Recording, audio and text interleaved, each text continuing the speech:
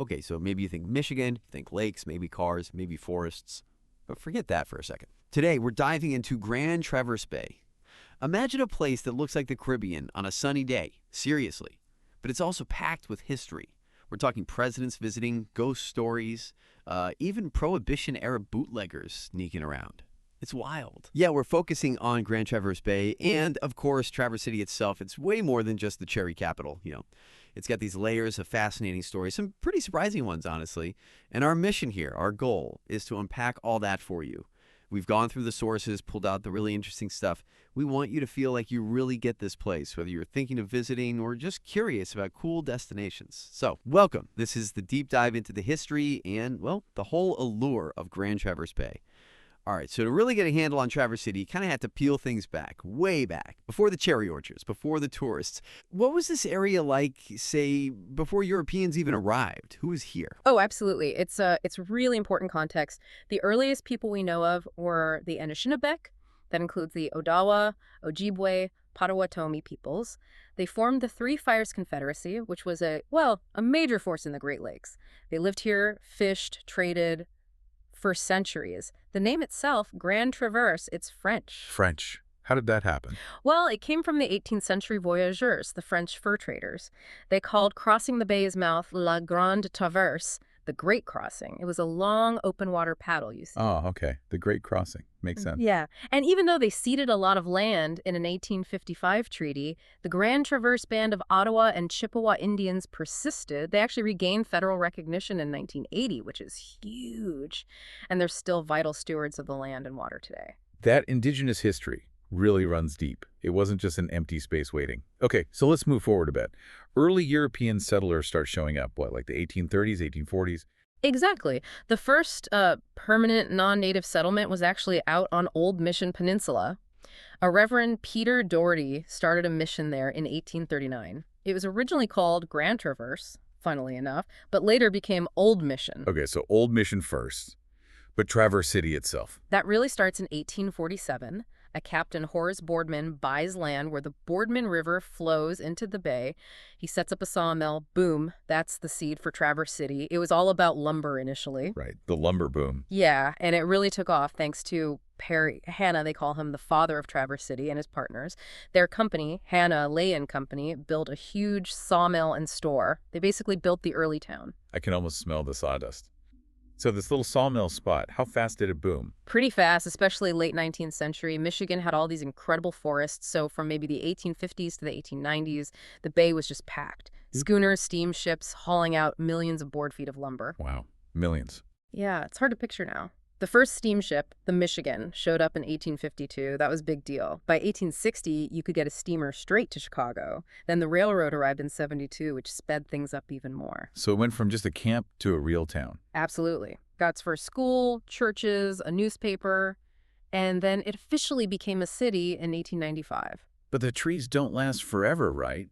What happened when the lumber started running out? That's the really smart part. Around the late 1800s, early 1900s, they saw the writing on the wall, and they shifted from lumber to fruit, specifically cherries. Ah, the cherry capital. I read the first commercial orchards were planted way back in 1852 on Old Mission. That's right. It was incredibly forward-thinking. The climate there, the soil, it's just perfect for cherries, especially tart cherries. By the 20th century, Traverse City was the place for cherries in the U.S. And the festival came out of that. Exactly. The National Cherry Festival started in 1925. It's still a massive event every summer, really defines the place. That's such a cool pivot.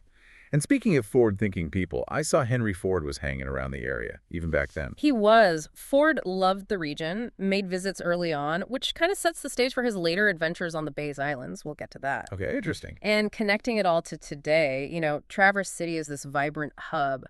Wineries, food, festivals, still gorgeous, and the Grand Traverse Band is still very active, protecting the culture and the environment. The bay itself is even a protected bottomland preserve. To protect shipwrecks and stuff? Shipwrecks, habitats, yeah. It shows this deep respect for the past, even as it's a modern playground. That's a great overview. Okay, let's unpack this further. Yeah. Because just offshore, those islands you mentioned, that's where things get really interesting. You see them when you're driving around the bay, these little green spots in the water. They look quiet, But wow, the stories, especially Power Island, right? That seems to be the main one. Oh, Power Island has had quite an identity crisis over the years. So many names. Early maps just called it Island Number 10. Very Yeah. creative. Right. Then locals called it Eagle or Hawk Island for the birds. The government briefly called it Harbor Island. And get this, farmers used to let pigs run wild out there, so some people called it Hog Island. No. Hog Island. Please tell me that didn't stick. Thankfully, no. In 1872, the Hall family bought it, hated the name Hog, and renamed it Marion Island after their daughter. Okay, Marion Island. Better. Much better. And the Marion Island era sounds amazing. Early 1900s, it was the summer party spot. They built a 2-story dance pavilion right on the shore. Steamships like the Columbia would ferry people over from Traverse City for dances and picnics. Imagine dancing under the stars out there. A dance hall on an island. That sounds incredible. Like something out of The Great Gatsby or something. But then, Yeah. Henry Ford enters the picture. This is the part that blew my mind. He buys it in 1917. Yep, 1917 renames it Ford Island, and this is where it gets legendary. He hosted these famous camping trips. His guests were, well, basically the titans of the era. John Burroughs, the naturalist, Thomas Edison, Harvey Firestone. Edison and Firestone, wow. And presidents. 3 sitting U.S. presidents supposedly visited Ford on that island for these retreats. Imagine being a fly on the wall for those campfire chats. Seriously. That's unbelievable power concentrated on one little island. And it adds to the mystique. There is this story, maybe legend, maybe fact. It's a bit fuzzy about Babe Ruth. The baseball player, what about him? Apparently, the Babe was visiting, and Ford, who was pretty strict about behavior, thought Ruth was drinking too much. Oh. So the story goes, Ford kicked Babe Ruth off the island, banished him. Whether it's totally true or not, it just adds to this larger-than-life aura Ford created there. Kicking Babe Ruth off your private island. That's a power move. Right. Did Ford's big plans for it ever happen? Not really. He had ideas for a bigger resort, but it never quite came together. He sold it in 1944. Then, thankfully for us, in 1975, Eugene and Sadie Power made a huge donation to help Grand Traverse County buy it for public use. Ah, hence Power Island now. Exactly. And today, it's a county park, a nature preserve. It's about 200 acres, mostly undeveloped woods. Get this. It's the largest undeveloped island in all the Great Lakes. People boat out, camp, hike. It's still got that wild feel. That's fantastic that it was preserved. Okay, what about the little island right next to it? Bassett Island. Yeah, tiny little Bassett, just 2 acres off Power's North Shore. It's got its own quirky story. Named after Richard Dick Bassett, who lived there as a hermit fisherman for like 25 years, around 1900. Or a hermit fisherman, okay. But after he left, guess what they built there? Don't tell me. Another dance hall. Another dance hall. Okay. Early 1900s again. Steamers brought people over 3 times a week in the summer for dances, live music, crowds, right on this tiny island. Unbelievable. These islands were party central. They were. But Bassett also has a darker nickname, the Island of Dread. Island of Dread, why? There's an old Ojibwe legend about a Native American spirit haunting it. And apparently back in the 19th century, Odawa people wouldn't camp there overnight because of it. Wow, so you've got lively dances right next door to ghost stories. Exactly. It's that mix of history and legend that makes the bay so interesting. Are there any other islands worth mentioning? Yeah, a few others. Over on the east side of West Bay near Old Mission is Bowers Harbor Island. Not as dramatic, maybe, but it has that cool floating school story. Remember the schooner Madeline? The one they used as a schoolhouse in winter. That's the one. Happened right there in Bowers Harbor, next to the island, winter of 1851-52. Then there's tiny Natawana Island, southwest corner, now a conservation area. And way up north, Bellow Island, or Gull Island, mostly a bird rookery, protected by the Nature Conservancy. So a whole little archipelago with its own secrets. Right. And if we think about the bigger picture, these isolated spots, the hidden coves, they weren't just good for picnics and famous guests. Their secluded nature also made them pretty ideal for less legitimate activities. Less legitimate. Okay, now you got my attention. So forget the charming cottages for a minute. Let's talk about the bay's outlaw side. Hidden coves, maybe some moonlit runs. Well, yeah, but let's be clear. We're not talking Jack Sparrow, right? No pirates with eye patches sailing into Traverse City. Okay.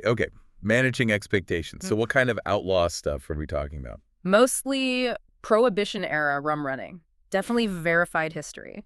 From 1920 to 1933, when alcohol was illegal, Grand Traverse Bay was absolutely part of the smuggling network on the Great Lakes. Really? How did that work? Smugglers used the bay's quiet coves and islands to hide and land booze, mostly coming down from Canada.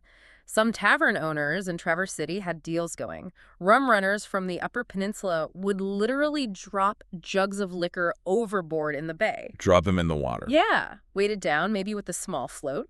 Later, someone from shore would row out and retrieve them. They called it jug bobbing. Jug bobbing. That's amazing. Sounds almost comical. It does, but it was serious business. We're talking speedboats, maybe converted fishing boats, running without lights at night. They'd drop weighted sacks of bottles overboard if they thought the law was near. Then the booze wasn't on the boat if they got stopped. Clever, huh? Very clever. Were there specific spots they liked?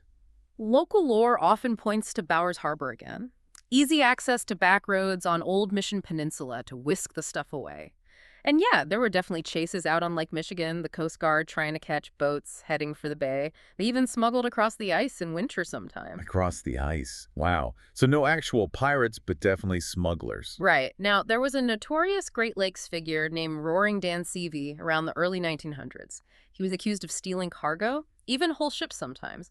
They called him the only real Great Lakes pirate. Did he operate in Grand Traverse Bay? Mostly further north, around Mackinac.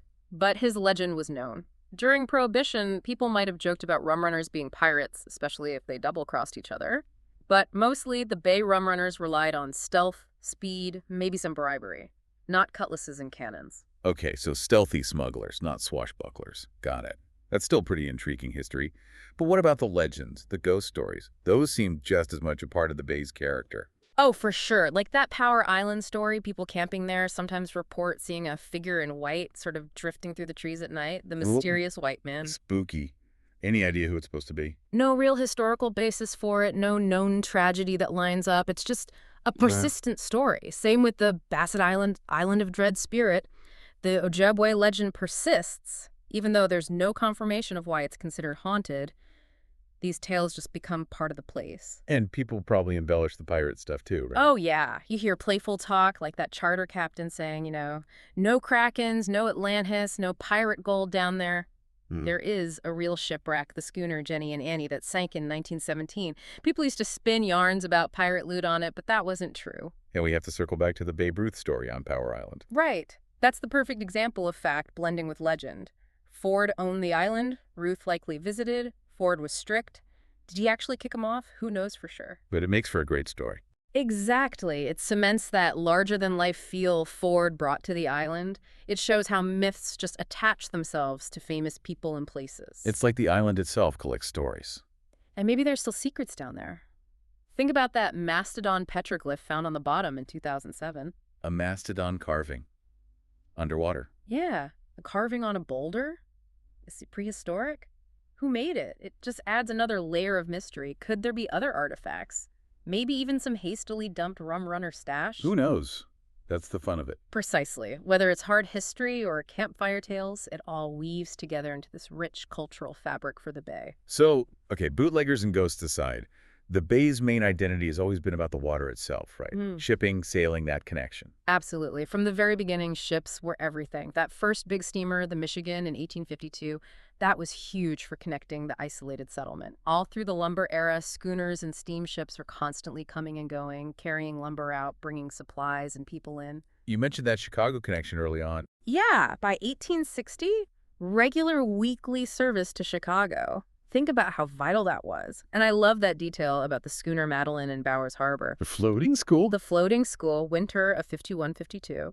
A teacher holding classes for the young sailors snuck there for the winter. It just shows how central these boats were to community life. And keeping all those ships safe, you needed lighthouses. Definitely. The bay has a tricky shape. The Grand Traverse Lighthouse, out on the tip of the Leelanau Peninsula, built 1858, that marks the main entrance from Lake Michigan. Okay, that's the western point. Right.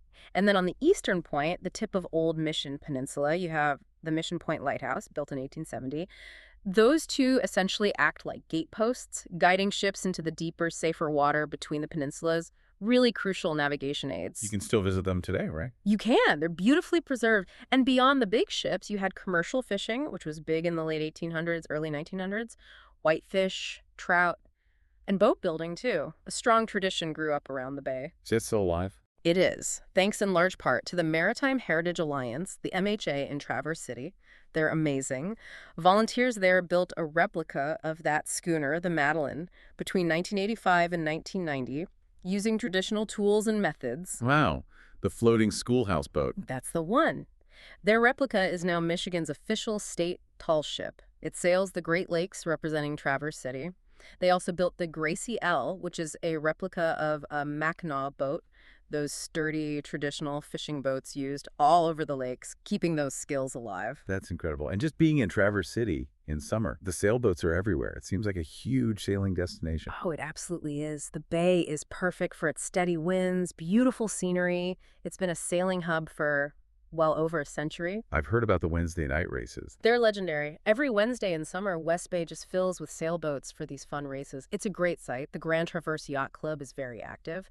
And you can even get out on the water yourself on ships like the schooner Manitou. That's the big one that does cruises. Yeah, 114-foot replica schooner. Gives you a real taste of that history. Yeah. And every few years, the Tall Ships Challenge comes to town. Oh, I bet that's spectacular. It really is. Fills the harbor with these magnificent old sailing vessels, like stepping back in time. So even though the big commercial freighters mostly go elsewhere now, that bond between people and the water is just as strong. You've got the Coast Guard station there providing safety. And locals are right. On a sunny day, that water can look unbelievably blue, almost tropical. Like the Caribbean of the North, they say. Exactly. It's beautiful, it's navigable, lots of safe spots to anchor. That essential connection to the bay just endures. So wrapping this all up, what does this mean for you, the listener, someone who's curious about interesting places? Well, we hope this deep dive into Grand Traverse Bay gave you a real sense of the place. We went from its deep indigenous roots, the Great Crossing, through the lumber boom, the smart shift, to cherries and tourism that made it the cherry capital. We explored those islands, Power Island with Ford, Edison, maybe Babe Ruth, Bassett Island with its dance hall and ghosts. We dug into the real story of prohibition, rum running, jug bobbing, and the legends that swirl around it. And we saw how its maritime heart is still beating strong, from historic lighthouses and replica schooners to today's sailors enjoying that beautiful blue water. Yeah, and it really makes you wonder, doesn't it? What other stories, what other layers of history or legend are hiding just beneath the surface? Not just in Grand Traverse Bay, but maybe in places you think you know well? What happens when you dive a little deeper? That's a great thought to leave people with. We really hope you enjoyed learning about the hidden histories and the sheer beauty of Grand Traverse Bay. If you did, hey, give us a like, subscribe so you don't miss the next one. And check out those affiliate travel links if you're planning your own Northern Michigan adventure. And please let us know in the comments, are there other places you want us to explore? Did these stories spark any questions for you? We'd love to hear it. Until next time, stay curious, and we'll be here for your next deep dive.